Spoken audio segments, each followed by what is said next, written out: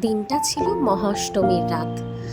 আর পুজোর অনেকটা দিন চলে গেছে, তারপর আস্তে আস্তে ভিডিওগুলো পোস্ট করছি, কারণ পুজোতে একদমই সময় পাইনি অফিসের কাজ দিয়ে। তারপর পুজোটাকে উপভোগ করতে চেয়েছিলাম, সেই কারণে পুজো মিটে যাওয়ার পর একটু একটু করে ভিডিওগুলো পোস্ট করছি। যাই হোক, এই দিনটা ছিল মহাষ্টমীর দিন, তাই একটা লাল জামদানি পরেছিলাম, সেই সঙ্গে ম্যাচিং করে জুয়েলারি। আর প্রত্যেকটি জুয়েলারি ছিল শ্রীহরির, অর্থাৎ ইউনিক জুয়েলারিতে এলে আপনারা কিন্তু এই জুয়েলারিগুলো পেয়ে যাবেন। তারপর আমি ঝটপট রেডি হলাম। এই দিনও আমার লাইফ ছিল, তো একটাই লাইফ ছিল। এরপর বন্ধু বান্ধবীদের সঙ্গে দেখা করার একটা কথা ছিল, এই দিনকে রেস্টুরেন্টে খেতে যাওয়ার কথা ছিল।